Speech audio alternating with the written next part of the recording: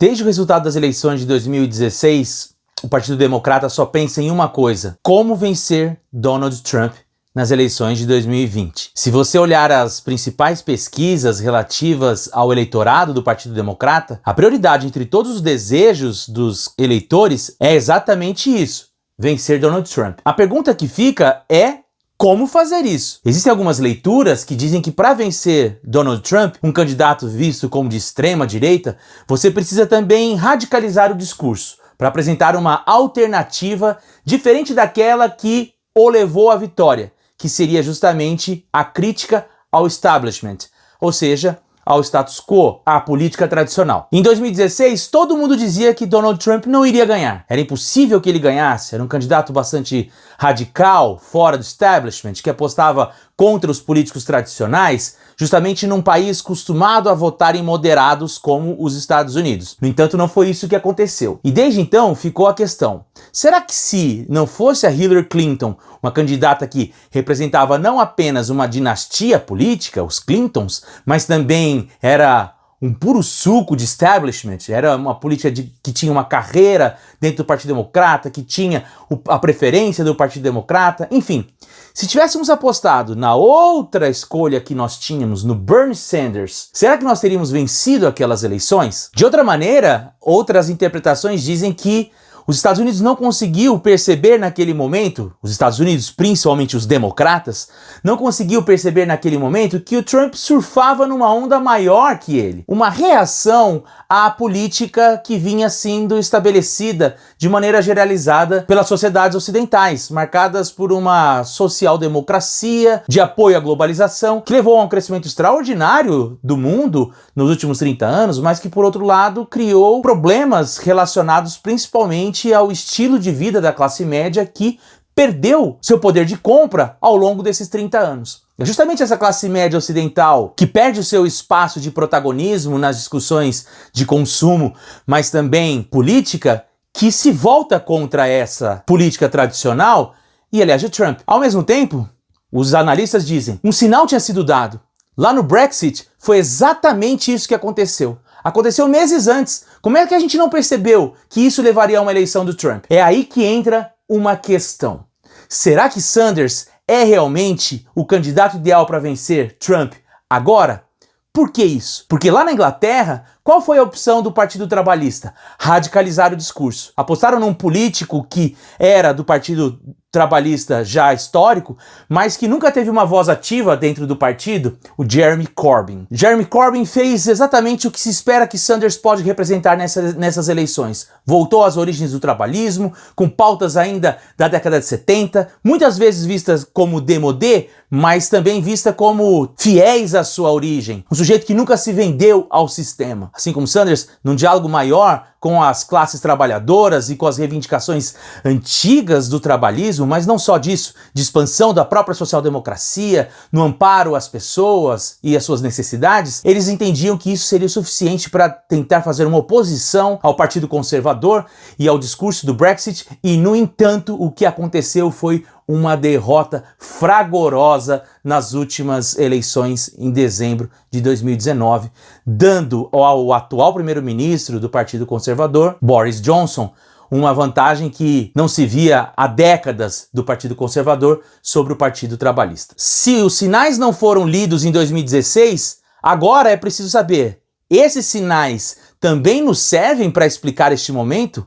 Apostar no radicalização, outro termo impreciso, como fez o Jeremy Corbyn, vai levar o Partido Democrata ao fracasso? Esse é um questionamento que aparece já mais ou menos solto no Partido Democrata e que foi verbalizado, inclusive, por James Carville, que foi o marqueteiro do Bill Clinton em 1992 e que levou a uma vitória contra o popularíssimo George Bush pai. Ele disse, nós não queremos que o Sanders represente o que o Corbyn foi para o Partido Trabalhista na questão do Brexit. Esta análise foi muito bem feita num artigo do The Guardian chamado The Electability Business. Is Bernie Sanders America's Corbyn? Aliás, agradeço o Gabriel Gurian que enviou esse artigo e que gerou a pauta de hoje. Aliás, faça como o Gabriel, sugira pautas tanto lá no meu Instagram quanto aqui no meu canal, deixando aí nos comentários. Pois então, o Guardian faz uma análise justamente na linha do que eu estou fazendo agora, dos prós e contras de tentar se apostar no Bernie Sanders à luz do que aconteceu com Jeremy Corbyn. Então, algumas questões são, por exemplo, o que o Bernie Sanders promete entregar que os outros candidatos, agora mais claramente o Joe Biden, não conseguem entregar para o Partido Trabalhista. Uma das questões é o engajamento do jovem, ou seja, o Bernie Sanders promete levar para as urnas um eleitor que até agora não participa das eleições.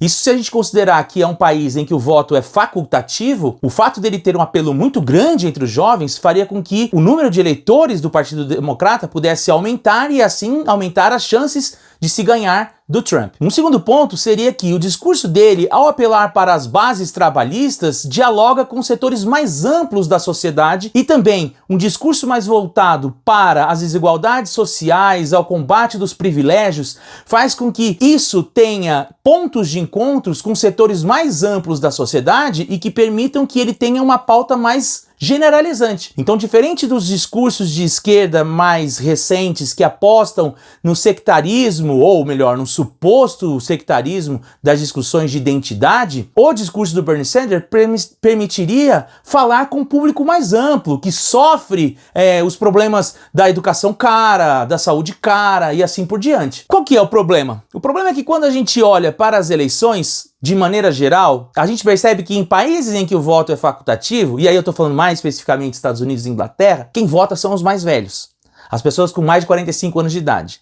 Foi exatamente isso que a gente viu no Brexit, foi exatamente isso que a gente viu nessas eleições agora de dezembro na Inglaterra, e foi exatamente isso que nós vimos na Super Tuesday de semana passada. Na Super Tuesday da semana passada, houve um crescimento de 1 milhão de eleitores em relação a 2016, e entre eles a maioria era maior de 45 anos de idade, a maioria decidiu o seu candidato na hora e a maioria votou na moderação. Uma segunda questão é que, ao mesmo tempo que ele traz a discussão mais ampla do trabalhismo, das temáticas nacionais que tanto se critica que a esquerda não consegue mais fazer, ele traz consigo algo que para o contexto americano é muito mal visto, que é o fato dele se assumir como um socialista e dos elogios que ele faz a Cuba. Ele não só faz elogios a Cuba, como ele diz que a ditadura do Fidel Castro teve coisas positivas, né? Então, se a gente pensar isso no contexto de Estados Unidos, de luta pela liberdade, pelo discurso das liberdades individuais,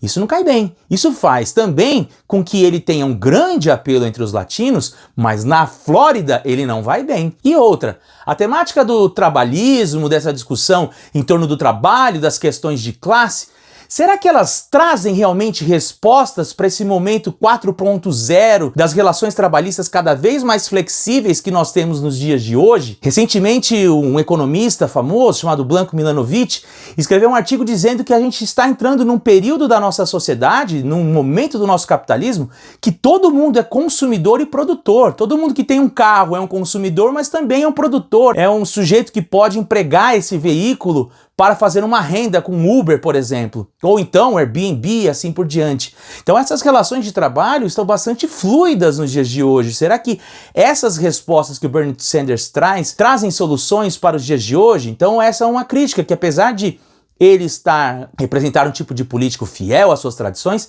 também teria um discurso desatualizado. No final das contas, a questão não é qual é a estratégia melhor para vencer Trump, moderação ou radicalismo.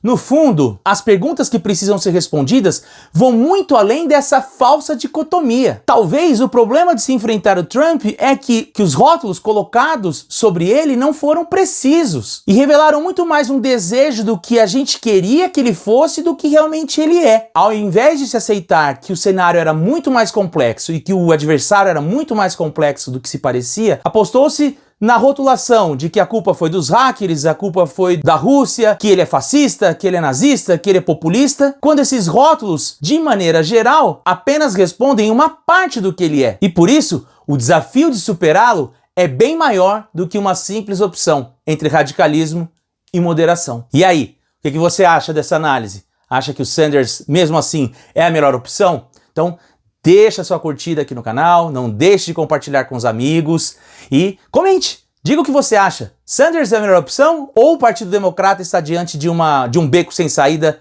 e que Trump sairá vitorioso? Por hoje é só. Até mais.